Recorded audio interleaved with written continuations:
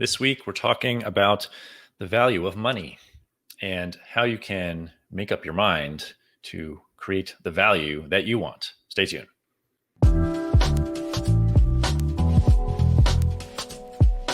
Giving architects and landscape architects the tools and strategies to be seen, heard, and valued in the marketplace, and telling the stories of leaders building thriving design firms and attracting their ideal clients. This is From Architecture to Profitecture. I'm your host, Jay Krakowski. Let's get started. Fellow and future Profitex, hello, how are you? Welcome to the show this week. We're talking about minding your money. No, not just watching your money, not just checking your bank statements or your P&Ls in your business, but how we view the value of money in our world, in our businesses, and how we can actually use our mind to create the value that we want, as opposed to having it be determined for us. I see so many posts in Facebook groups that I'm involved of about how to determine value as an architect, how to ask for what we're worth. And that all comes down to money, the ebbing and flowing tool that keeps our businesses alive and feeds our families and makes economies run and all that. So I want to talk about two kind of overarching factors of money here and how it relates to us. And the first is its external value. It's face value, call it. But this is all outside of us. This is all to do with our work and our industry and how our potential clients view us and view our industry. So what are some standard views of money? If we're thinking about the external value, well, let's talk about our contracts and our proposals. Typically, we put a value to our work in terms of fees, and that's percentage of construction costs. That's hourly fees for different staff members and staff levels. It might be a per square foot basis. That could be perceived resale value in terms of real estate, especially in the residential market. I know that's often a factor in my work in determining budget is that my clients go out and they either meet with their real estate agent or they're simply looking at comps to help determine the not only the budget that they want to spend, but the potential value they could gain from going forward with the project. Those are all outside of us. Those are all outside of our expertise and our creativity and our experience working in various firms or working for yourself for any amount of time. Those are all determined by outside forces. We don't. When you approach a job from an hourly rate perspective or a per square foot perspective, it's comparative. You're drinking the Compearschlager, as Marie Forleo says, and it's a dangerous drink. Looking at our fees in terms of those factors, it's all a matter of comparison. It's completely out of our control. Even though it feels like when we put pen to paper or keyboard to your Google Doc, when you're typing up your fees in terms of these outside structures, they are out of our control. It's the norm. And yes, it's how we've always done business, and it's probably how we'll continue to lay out proposals so that the language is digestible and understandable for potential clients. But it's still being determined by outside forces. And at the end of the day, yes, those are very practical, but they're not powerful. The power is not within you as you're writing those fees in terms of these outside fee structures. Again, I understand that they're kind of a necessary evil. We can't just go up and completely make numbers up. Maybe it could. I'd love to get to that point, but we categorize these numbers and these terms so that it's digestible for our clients. But all too often, we feel slighted. We feel that we are undervalued, and again, I think that's mostly due to this idea of comparison. That we're always trying to seek out what someone has paid elsewhere in our markets for a similar project. Certainly clients are doing that because that's their only measure. But who has the power in determining your fees and who's determining the value? I don't think it should be an industry standard per se. It may not even be a local market standard. I think that it needs to be somewhat of a combination of those external factors. Yes, real estate. And that's why it's important to have relationships, I think, with real estate professionals, or be somewhat involved in, something like ULI or other larger industry groups, so that we can start to understand what these potential projects bring to the organizations and companies and ultimately decision makers that greenlight our projects. That's why it's so important to have an understanding of that. But these external factors, they shouldn't be the be all end all. We shouldn't hang our hat and honestly hang the livelihood of our businesses, the lifeblood of our businesses, on what someone else is saying, and saying that a 5 to 8% of construction cost value, and that's it. It's a hard, cut and dry thing. I don't think that's sustainable, and it certainly doesn't feel good. I know that much. It certainly doesn't feel good when it's a hard number, and you're locked into it through. Aside from change orders, you're locked into a percentage value, or you're locked into an hourly rate. And honestly, to take an aside here, an hourly rate doesn't always feel best for the client, because we don't speak the same language, because they don't speak archi-speak, so to speak, that billing hourly is often more stressful for our potential clients. And the energy that goes back between you, or between the firm and the client, is often strained or stressed, because they don't know what's happening on a day-to-day basis. And yes, we provide timesheets, often down to the quarter hour, depending on your firm. I worked for a couple firms where you had to record in quarter hours, a la legal fees. But that's a good measure of project tracking, but that doesn't always feel good for our clients. So it's hard for them to understand our value when we're setting fees in those terms. Again, these are all practical, but they're not powerful. Let's use them as tools, as business owners and as design professionals, but don't have the danger and the risk in simply relying on those, and simply only approaching proposals from these hard numbers, from these per square foot numbers, from these hourly rates that our time is only worth X dollars. And this is where we're going to start to get into the internal value of money. The danger in relying on that to drive our value as business owners, and I'm starting to shift the conversation here simply away from monetary value, even though this podcast is about money. When we start to have that drive our value as design professionals, as our value as human beings, for goodness sake, that's where it gets risky. And I think that's where running a business, that's where the true stress of running a business comes in, because we equate not only the work that we put out, because we put our souls into this work. Yes, even in the 16th sheet of details, our creativity and our heart and souls are in this work, and tying that to a specific number is often it's disheartening. It's not an easy business. And no wonder we feel like we're being undervalued all too often.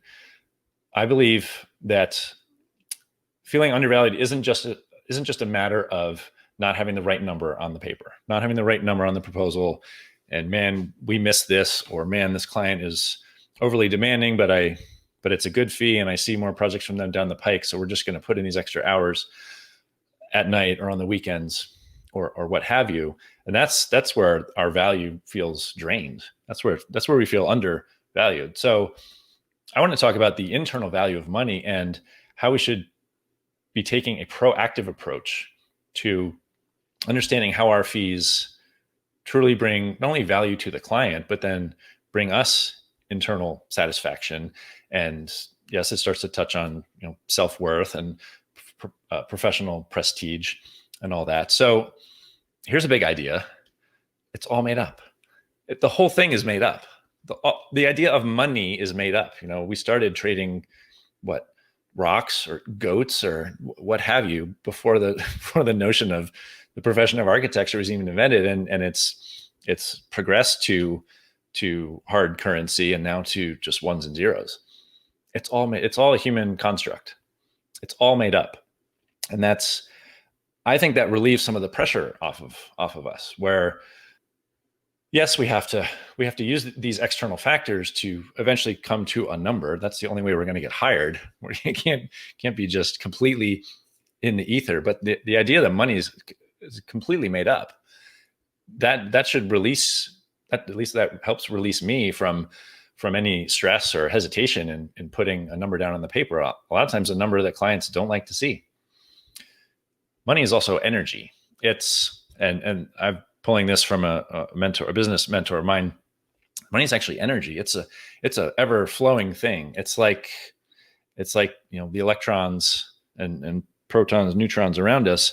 Again, with money pretty much being ones and zeros in computers these days, it's a flow. And I also want to touch on not just the revenue coming in, but our expenses going out. How do you feel when you look at your P&Ls every month or every quarter and you see expenses? How do you feel? Are you white knuckling your money and trying to let as little of it go as possible just so you can be in the black on a daily, weekly, monthly basis? Or are you approaching money in your business as an exchange, as something that's ever flowing, and that money has to go out to come in? That's a big one. That you actually need to release money from your business and from your life so that you can make more room to let some in. And I've been guilty of this when it first started out, and scrutinizing and studying computer monitors and software subscription pricing. And I'm not to the point of needing to rent a space yet. I've started working in the home, and 2020 has forced me to continue to work out of my home office here. But how do you approach expenses? I think that's a big one to dwell on, and looking at it in terms of that it's something that's flowing. When you look, as you drive around or as you walk around, just start to become a human calculator and add up. Look at all the houses on the block. Look at all the buildings. Look at all the cars. Look at everyone holding a coffee cup. Start to add all that together, and the amount of wealth on this planet, it's staggering. It's so staggering. So much so that when we feel like we're getting such a tiny piece of the pie, when we feel like we're being completely shortchanged in the design contract, just know that there's so much more out there. And I have adopted a true abundance mindset where even if I get beat up a little on a contract because there's a tougher client, but it's a project I really want, well, there's always another project. Or you have the power and the ability to say no. And I know that's tough for a lot of startups, to say no to every or any piece of work, any project that comes down the way. But that it's always flowing. And people entrepreneurs this year, a good number that I follow, they've had their best years yet, and it's a pandemic year. And maybe if you're running a firm here, maybe March and April were a little rough for you, or February through June, what have you. I know my phone didn't ring in March, didn't ring once. Now I had a pipeline of work that would carry me over through the spring and into the summer, but excuse me, but it's always flowing. People are always selling real estate, even in down markets. People are always needing to do tenant improvements, even in down markets. So it's always moving about us, and that's more of an internal conversation to have with yourself and to kind of get a little sense of peace with, where you're not just focusing on the hard and fast numbers. This is anticipated construction costs, so our fee has to be this, and this is what we're going to get, or nothing. Have a sense of flow to it, because the money is always going to be. There's always an opportunity for money to flow back into your business and back into your life. So let's get practical again. Having conversations with clients about money, rather, is a lot of times it's stressful. It's uncomfortable, perhaps. Again, especially as you're just starting out, or in the case of most of our clients, have never hired an architect or landscape architect before. It's not necessarily a comfortable conversation. And how I approach every initial client meeting or client call is that you have to talk about budget. You absolutely do. And you have to talk about your process and your fee structure, but you don't want to lead with it. if the first question, and this is something to practice, if the first question out of the potential client's mouth is, what are your fees?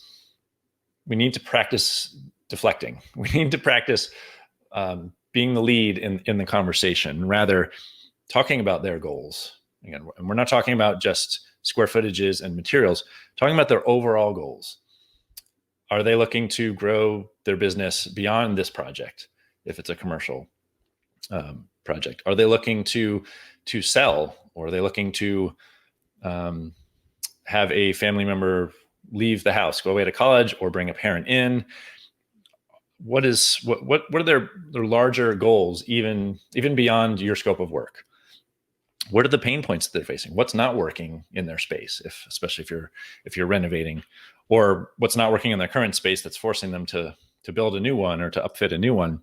What are their values? What's going to determine a success for your project? It's not just coming in under budget. That can't be the only driver of success in our design work, is that we come in under budget. It can't just be about the money, because that's not why we do what we do. We wouldn't spend so many hours drawing and studying and taking licensing exams and getting degrees and all the other stuff that comes with running a business. We wouldn't simply be doing it for the money in this profession. At least I wouldn't. I think there's a lot of us that feel the same. So leading that conversation just about money with a client, that doesn't feel comfortable to me. And I think there's so much more opportunity to create a connection with the client, again, and talking about what's working and what's not and what their goals are. And then, yes, starting to talk about aesthetics and light and form and all the good stuff. But getting them to a point of comfort in that, so that they feel that you understand them well. The discussion of money, of fees, is going to be that much easier. And it's going to be a whole heck of a lot easier for you to, quote unquote, justify those fees, as we so often have to do.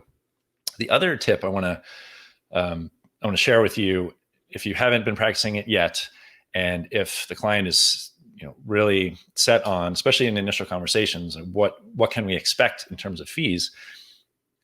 Come into the conversation with an understanding of, based on a typical project size and scope that you're meeting about, what your fees could be.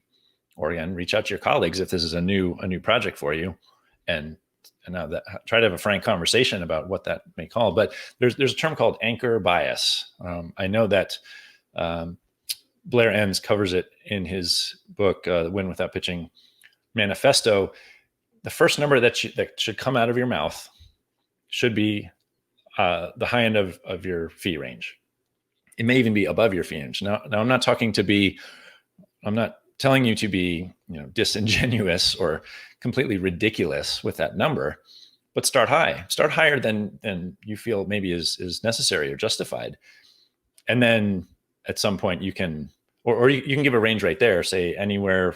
These projects often run 50,000, potentially down to the low 40s for fees is what you can expect.